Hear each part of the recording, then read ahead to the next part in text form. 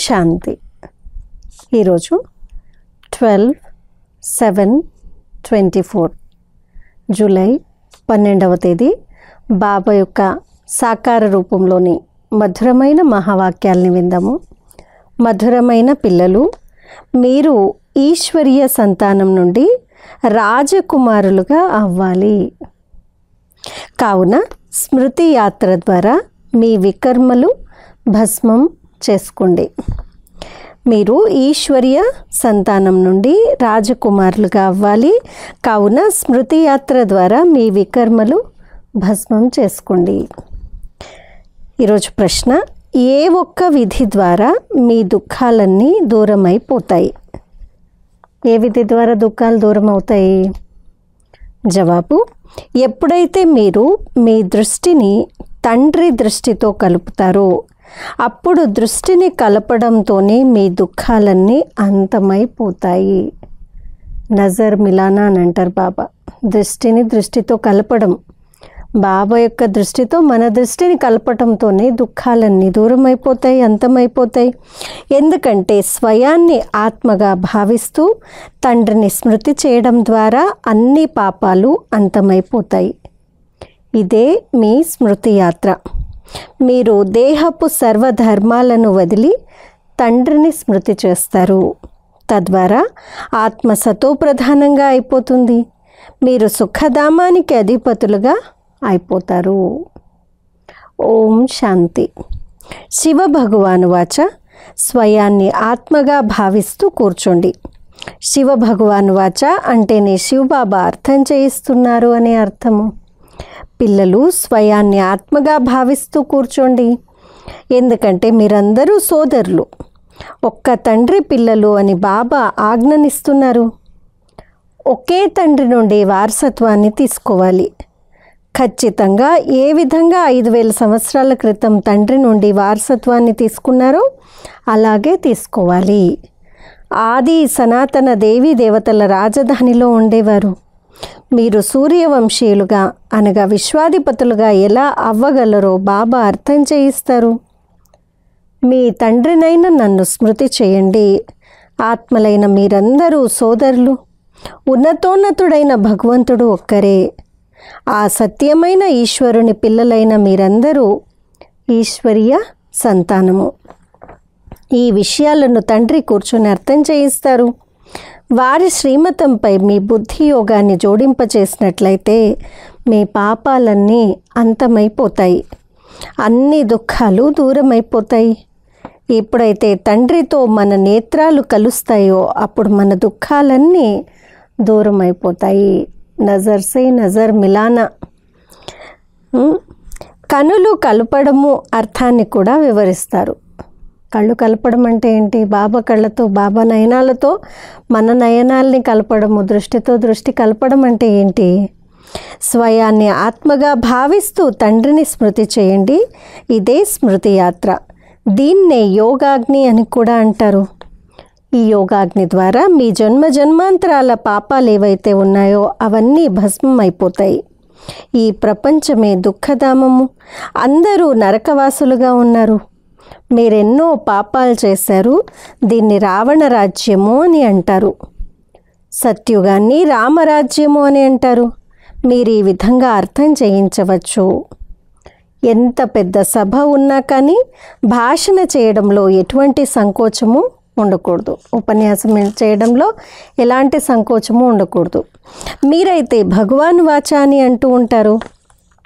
శివ భగవాను వాచ, ఆత్మలైన మనమందరము వారి సంతానము, సోదరులము. శ్రీకృష్ణుని సంతానము అని ఇలా ఎవ్వరూ అనరు. అలాగే ఇంతమంది రాణులు కూడా లేరు. కృష్ణుని స్వయంవరం ఎప్పుడైతే జరుగుతుందో అప్పుడు అతడి పేరు మారిపోతుంది. లక్ష్మీనారాయణలకు పిల్లలు ఉన్నారు అని అంటారు. రాధాకృష్ణులే స్వయంవరం తర్వాత లక్ష్మీనారాయణలుగా అవుతారు. అప్పుడు ఒకే కొడుకు ఉంటాడు. ఆపై వారి వంశం కొనసాగుతుంది. పిల్లలైన మీరు ఇప్పుడు నన్నొక్కడినే స్మృతి చేయాలి. దేహ సర్వధర్మాలను వదిలివేయండి. తండ్రిని స్మృతి చేయండి. తద్వారా మీ పాపాలన్నీ తొలగిపోతాయి. సతోప్రధానులుగా అయి స్వర్గంలోకి వెళ్తారు. స్వర్గంలో ఎటువంటి దుఃఖము ఉండదు. నరకంలో అపారమైన దుఃఖాలు ఉన్నాయి. సుఖం యొక్క గుర్తులు కూడా లేవు. ఇటువంటి యుక్తి ద్వారా తెలియచేయాలి. శివ భగవాన్ వాచ, హే పిల్లలు, ఈ సమయంలో ఆత్మలైన మీరు పతితులుగా ఉన్నారు. ఇప్పుడు పావనులుగా ఎలా అవుతారు? హే పతిత పావన రా అని నన్ను పిలిచారు.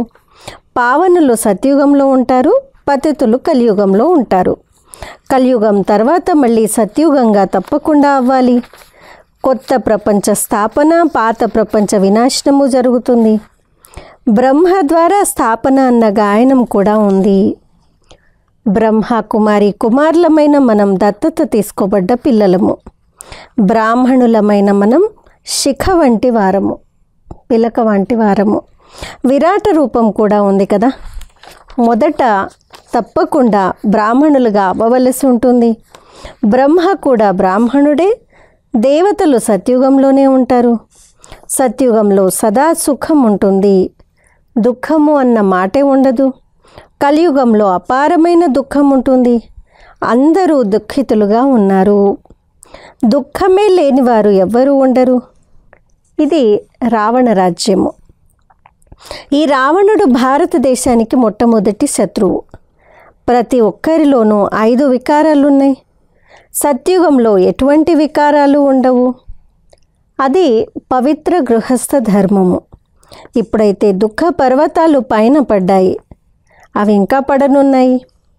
ఇన్ని బాంబులు మొదలైన వాటిని ఏవైతే నిర్మిస్తూ ఉంటారో అవి దాచి ఉంచుకోవడానికైతే కాదు కదా.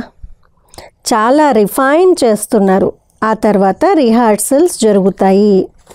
ఆపై ఫైనల్ జరుగుతుంది. ఇప్పుడు చాలా కొద్ది సమయమే ఉంది. డ్రామా అయితే తన సమయానుసారంగా పూర్తవుతుంది కదా. మొట్టమొదట శివబాబా జ్ఞానం ఉండాలి. ఏదైనా భాషణ మొదలైనవి ప్రారంభించేటప్పుడు ఎల్లప్పుడూ మొట్టమొదట శివాయ నమః అని అంటారు. ఎందుకంటే శివబాబా మహిమ ఏదైతే ఉందో అది ఇంకెవ్వరికీ ఉండజాలదు. శివ జయంతియే వజ్రతుల్యమైంది. కృష్ణుని చరిత్ర మొదలైనవేవీ లేవు. సత్యుగంలో చిన్నపిల్లలు కూడా సతోప్రధానంగానే ఉంటారు. పిల్లలలో ఎటువంటి చంచలత్వము మొదలైనవి ఉండవు. కృష్ణుడు వెన్న తినేవాడని, ఇది అది చేసేవాడని చూపిస్తారు. ఇది మహిమకు బదులుగా ఇంకా గ్లాని చేయడమే. ఎంత సంతోషంగా ఈశ్వరుడు సర్వవ్యాపి, నీలోనూ ఉన్నాడు, నాలోనూ ఉన్నాడు అని అనేస్తారు. కానీ ఇది చాలా పెద్ద గ్లాని. కానీ తమో ప్రధానులైన మనుషులు ఈ విషయాలను అర్థం చేసుకోలేరు. కావున మొట్టమొదట తండ్రి నిరాకారుడు, వారి పేరే కళ్యాణకారి శివ. వారు సర్వుల సద్గతి దాత అని తండ్రి పరిచయాన్ని ఇవ్వాలి. ఆ నిరాకారుడైన తండ్రి సుఖసాగరుడు, శాంతి సాగరుడు. మరి ఇప్పుడు ఇన్ని దుఃఖాలు ఎందుకు వచ్చాయి? ఎందుకంటే ఇది రావణ రాజ్యము. రావణుడు అందరి శత్రువు. అతన్ని చంపుతారు కూడా, కానీ అతడు చావడు. ఇక్కడ ఏదో ఒక దుఃఖం కాదు, లెక్కలేనన్ని దుఃఖాలు ఉన్నాయి. సత్యుగంలో అపారమైన సుఖం ఉంటుంది. 5000 సంవత్సరాల పూర్వం అనంతుడైన తండ్రికి పిల్లలుగా అయ్యారు మరియు తండ్రి నుండి ఈ వారసత్వాన్ని తీసుకున్నారు. శివబాబా తప్పకుండా వస్తారు. వారు వచ్చి ఏదో ఒకటి చేస్తారు కదా. వారు ఖచ్చితంగా చేస్తారు. కావుననే వారి మహిమ గానం చేయబడుతుంది. శివరాత్రి అని కూడా అంటారు. ఆ తర్వాత కృష్ణుని రాత్రి వస్తుంది. ఇప్పుడు శివరాత్రిని మరియు కృష్ణుని రాత్రిని కూడా అర్థం చేసుకోవాలి. శివుడు అనంతమైన రాత్రి సమయంలోనే వస్తారు. కృష్ణుని జన్మ అమృత వేళలో జరుగుతుంది, కానీ రాత్రి వేళలో కాదు. శివుని రాత్రిని జరుపుకుంటారు, కానీ వారి తిథి తారీఖు ఏమీ లేదు. కృష్ణుని జన్మ అమృత వేళలో జరుగుతుంది. అమృత వేళ అన్నింటికన్నా శుభముహూర్తంగా భావించడం జరుగుతుంది. వారు కృష్ణుని జన్మను రాత్రి 12 గంటలకు జరుపుకుంటారు, కానీ అది ప్రభాత వేళ ఏమీ కాదు. ఉదయం 2 నుండి 3 గంటల సమయాన్ని ప్రభాత వేళ అని అంటారు. ఈ సమయంలో స్మరణ కూడా చేస్తారు. ఉదయం 2 గంటల తర్వాత 3 గంటల తర్వాత స్మరణ కూడా చేస్తారు. రాత్రి 12 గంటలకు వికారాల్లోంచి లేచి ఎవ్వరూ భగవంతుడి నామజపం చేయరు, అలా ఏమాత్రము చేయరు. రాత్రి 12 గంటలను అమృత వేళ అని అనరు. ఆ సమయంలో మనుషులు పతితులుగా అశుద్ధంగా అవుతారు. వాయుమండలం అంతా అశుద్ధంగా ఉంటుంది. 2:30 గంటల సమయంలో ఎవ్వరూ లేవరు. 3-4 గంటల సమయం అమృత వేళ. ఒకటైతే 2 నుంచి 3 వరకు ప్రభాత వేళ అని అన్నారు, మళ్ళీ బాబా అమృత వేళ అంటున్నారు. ఆ సమయంలో మనుషులు లేచి భక్తిని చేస్తారు. ఆ సమయాన్ని మనుషులు తయారు చేశారు. నిజానికి ఆ సమయం ఏదీ లేదు. కావున మీరు కృష్ణుని జన్మ వేళను కనుక్కోవచ్చు, కానీ శివుని వేళను ఎవరు ఏమాత్రము కనుక్కోలేరు. ఇదైతే వారు స్వయమే వచ్చి అర్థం చేయిస్తారు. కావున మొట్టమొదట శివబాబా మహిమనే తెలియచేయాలి. గీతాన్ని చివర్లో కాదు, మొదటే వినిపించాలి. శివబాబా అందరికన్నా మధురమైన తండ్రి. వారి ద్వారా అనంతమైన వారసత్వం లభిస్తుంది. నేటికి 5000 సంవత్సరాల క్రితం ఈ శ్రీకృష్ణుడు సత్యుగపు మొదటి యువరాజుగా ఉండేవాడు. అక్కడ అపారమైన సుఖం ఉండేది. ఈనాటికి స్వర్గ గాయనాన్ని చేస్తూ ఉంటారు. ఎవరైనా మరణిస్తే ఫలానా వారు స్వర్గస్థులయ్యారు అని అంటారు. అరే, ఇప్పుడైతే ఇది నరకము. స్వర్గం ఉన్నట్లయితే స్వర్గంలో పునర్జన్మలను తీసుకోగలుగుతారు. మాకు 68 సంవత్సరాల అనుభవం ఉంది. దాన్ని కేవలం 15 నిమిషాల్లో అయితే అర్థం చేయించలేము కదా. ఇది అర్థం చేసుకోవడంలో సమయం కావాలి అని వారికి అర్థం చేయించాలి. మొట్టమొదట ఒక క్షణకాలపు విషయాన్ని వినిపిస్తాము. అనంతమైన తండ్రి ఎవరైతే దుఃఖహర్త సుఖకర్తగా ఉన్నారో వారి పరిచయాన్ని ఇస్తాము. వారు మన ఆత్మలందరికీ తండ్రి. బికేలమైన మేమందరము శివబాబా శ్రీమతాన్పై నడుస్తాము. మీరందరూ సోదరులు, నేను మీకు తండ్రిని అని తండ్రి చెప్తారు. నేను 5000 సంవత్సరాల క్రితం వచ్చాను, కావుననే శివ జయంతిని జరుపుకుంటారు. స్వర్గంలో ఏది జరుపుకోబడదు, శివ జయంతి ఉంటుంది. దాన్ని మళ్ళీ భక్తి మార్గంలో స్మృతి చిహ్నంగా జరుపుకుంటారు. ఈ గీతా అధ్యాయము ఇప్పుడు కొనసాగుతోంది. కొత్త ప్రపంచ స్థాపన బ్రహ్మ ద్వారా జరిగింది. పాత ప్రపంచ వినాశనం శంకరుని ద్వారా జరుగుతుంది. ఇప్పుడు ఈ పాత ప్రపంచ వాయుమండలంనైతే మీరు చూస్తున్నారు. ఈ పతిత ప్రపంచ వినాశనం తప్పకుండా జరగనున్నది. కావుననే పావన ప్రపంచంలోకి తీసుకువెళ్ళండి అని అంటారు. అపారమైన దుఃఖాలున్నాయి. గొడవలు, మృత్యువు, వైధవ్యము, జీవహత్య చేసుకోవడము మొదలైనవి ఎన్నో దుఃఖాలున్నాయి. సత్యుగంలో అపారమైన సుఖాల రాజ్యం ఉండేది. ఈ లక్ష్యం చిత్రాన్ని తప్పకుండా అక్కడకు తీసుకువెళ్ళాలి. ఏది లక్ష్యం చిత్రం? మనది ప్రదర్శనలో లక్ష్యం చిత్రము లక్ష్మీనారాయణల చిత్రము, అది తీసుకెళ్ళాలి. ఈ లక్ష్మీనారాయణలు విశ్వాధిపతులుగా ఉండేవారు. మీరు ఏ విధంగా ఈ జన్మను పొందారో 5000 సంవత్సరాల విషయాన్ని వినిపిస్తాము. వీరు ఏ కర్మలు చేసిన కారణంగా ఇలా అయ్యారు. కర్మ, అకర్మ, వికర్మల గతులను తండ్రియే అర్థం చేయిస్తారు. సత్యుగంలో కర్మలు అకర్మలుగా అయిపోతాయి. ఇక్కడైతే రావణ రాజ్యం ఉన్న కారణంగా కర్మలు వికర్మలుగా అయిపోతాయి. కావుననే దీన్ని పాపాత్మల ప్రపంచము అని అంటారు. ఇచ్చిపుచ్చుకోవడాలు కూడా పాపాత్మలతోనే ఉంటాయి. కడుపులో శిశువు ఉన్నా కూడా నిశ్చితార్థం చేసేస్తారు.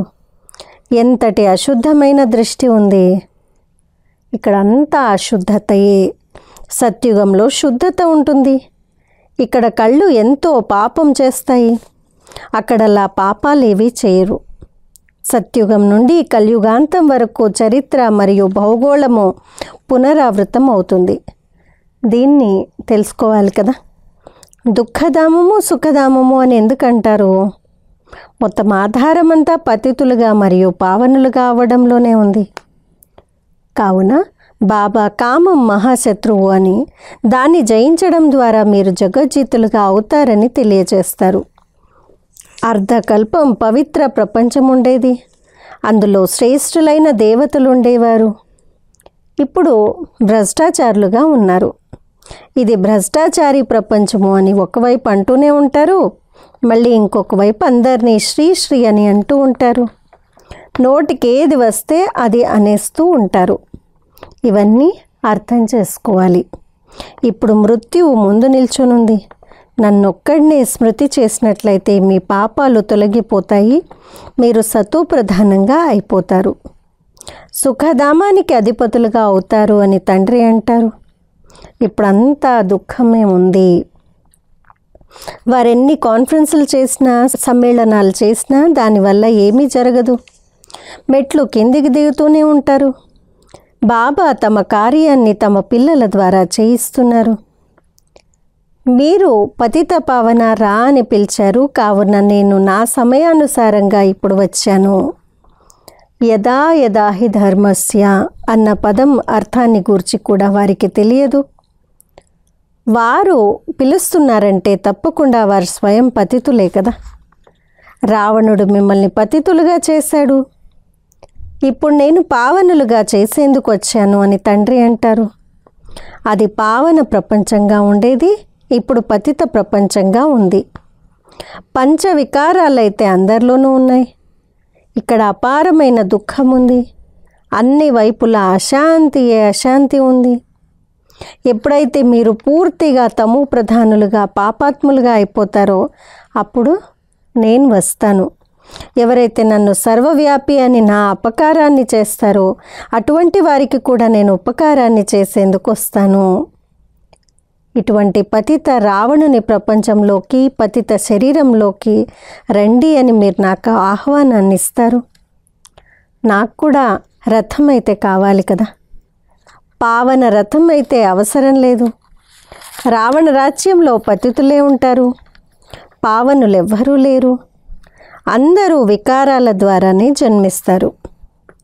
ఇది వికారీ ప్రపంచము, అది నిర్వికారి ప్రపంచము. ఇప్పుడు మీరు తమో ప్రధానుల నుండి సతో ప్రధానులుగా ఎలా అవుతారు?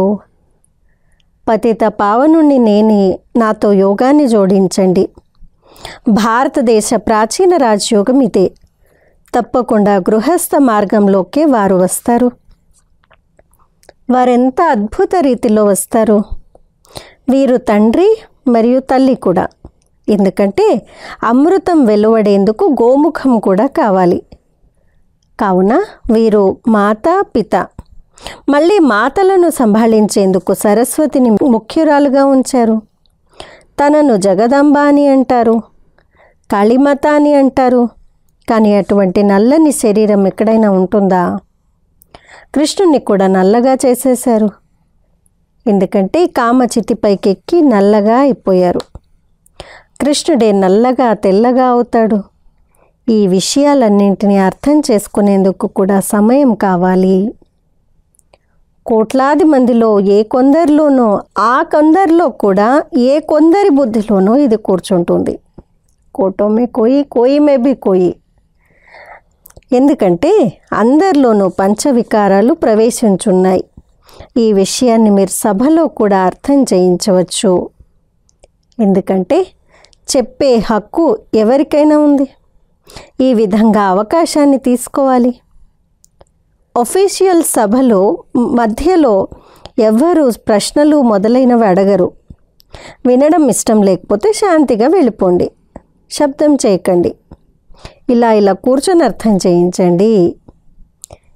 ఇప్పుడైతే అపారమైన దుఃఖం ఉంది. ఇంకా దుఃఖ పర్వతాలు పడనున్నాయి. మేము తండ్రిని, వారి రచనను తెలుసుకున్నాము. మీకైతే ఎవరి వృత్తిని గూర్చి తెలియదు. ఋషులు మునులకు కూడా అది తెలిసేది కాదు. ఒక్కరికి కూడా అనంతమైన తండ్రిని గూర్చి తెలియదు. తండ్రి భరతఖండాన్ని స్వర్గంగా ఎప్పుడు తయారు చేశారో మరియు ఎలా తయారు చేశారో మీకు తెలియదు. మీరు వస్తే మేము అర్థం చేయిస్తాము. 84 జన్మలు ఎలా తీసుకుంటారో చెప్తాము. 7 రోజుల కోర్సును తీసుకున్నట్లయితే మిమ్మల్ని 21 జన్మల వరకు పాపాత్ముల నుండి పుణ్యాత్ములుగా చేసేస్తాము అని చెప్పండి. అచ్చా, मीठे मीठे सिकिलदे बच्चों प्रति माता पिता बाप दादा का याद प्यार और गुड मॉर्निंग। रूहानी बाप के रूहानी बच्चों को नमस्ते। हम रूहानी बच्चों की रूहानी माता पिता बाप दादा को याद प्यार गुड मॉर्निंग और नमस्ते।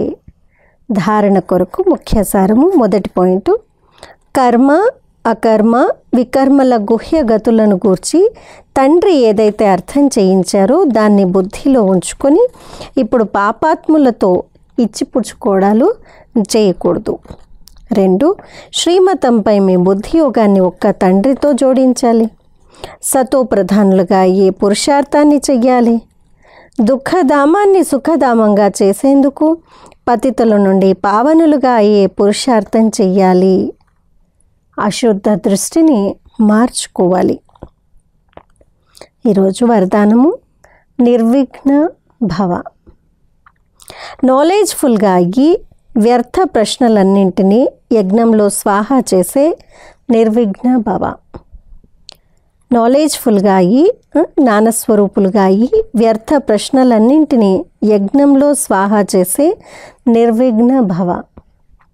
ఏదైనా విఘ్నం వచ్చినప్పుడు ఏంటి ఎందుకు అనే అనేక ప్రశ్నలలోకి వెళ్ళిపోతారు. ప్రశ్నాచిత్తులుగా అవ్వటము అనగా పరేషాన్ అవ్వటము.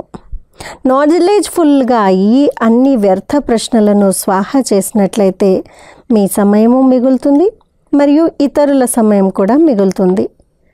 దీనివల్ల సహజంగానే నిర్విఘ్నులుగా అయిపోతారు. నిశ్చయము మరియు విజయము ఈ 2 జన్మసిద్ధ అధికారాలు. ఈ షాన్ అంటే ఆత్మగౌరవంలో ఉన్నట్లయితే ఎప్పుడూ పరేషాన్ అవ్వరు. స్లోగన్: సదా ఉత్సాహంలో ఉండటము మరియు ఇతరులకు ఉత్సాహాన్ని ఇప్పించటము ఇదే మీ వృత్తి. సదా ఉత్సాహంలో ఉండటము మరియు ఇతరులకు ఉత్సాహాన్ని ఇప్పించటము ఇదే మీ వృత్తి. అచ్చా, ఈరోజు అవ్యక్త ఇషారా 12వ పాయింట్. संगठन में दूसरे की गलती को अपनी गलती समझना यह है संगठन को मजबूत करना. బాబా అంటున్నారు, సంఘటనలో ఉన్నప్పుడు ఇతరుల తప్పులు పొరపాట్లు ఏవైతే ఉంటాయో వాటిని తమవిగా భావించటము ఇదే సంఘటనని శక్తివంతంగా చేయటం. వాళ్ళు తప్పు చేశారని కాదు, సంఘటనలో ఎవరు తప్పు చేసినా కానీ అది నా తప్పే భావించి వారిని మార్చటము, సరిదిద్దటము, అలాంటి దోష దృష్టితో చూడకుండా ఉండటము ఇది సంఘటనను దృఢంగా చేయడం అంటే.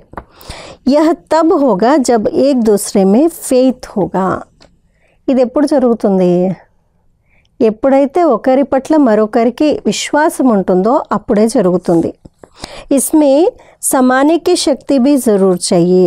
దీంట్లో ఇముడ్చుకునే శక్తి కూడా చాలా కావాలి.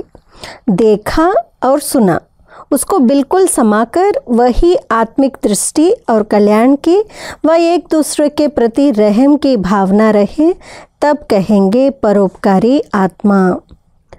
బాబా అంటున్నారు, ఇలా ఒకరి పట్ల ఒకరికి ఫెయిత్ విశ్వాసం ఉంచుకోవడము దీంట్లో ఇముడ్చుకునే శక్తి కూడా తప్పకుండా కావాలి. విన్నాము, చూసాము, దాన్ని పూర్తిగా ఇముడ్చుకోవాలి. తప్పులు పొరపాట్లు చూసాము లేదు విన్నాము, వాటిని పూర్తిగా ఇముడ్చుకొని మరియు అదే ఆత్మిక దృష్టి మరియు కళ్యాణము ఒకరి పట్ల ఒకరికి ఉండాల్సినటువంటి దయార్థ భావన ఉంటే అప్పుడు పరోపకారాత్మ అని అంటారు. పరోపకారాత్మ అంటే ఏముండాలి? ఇతరుల యొక్క పొరపాట్లు విన్నాము, చూసాము, కానీ వాటిని సమాయించుకొని అంటే ఇముడ్చుకొని అదే ఆత్మిక దృష్టి మరియు కళ్యాణం యొక్క భావన అంటే ఒకరి పట్ల ఒకరికి దయార్థ భావన అనేటువంటిది ఉన్నప్పుడే పరోపకారి ఆత్మ అని అంటారు అంటున్నారు. ఇలాంటి పరోపకారులుగా మనం కూడా ఈరోజు అవుతాము. అచ్చా, ఓం శాంతి.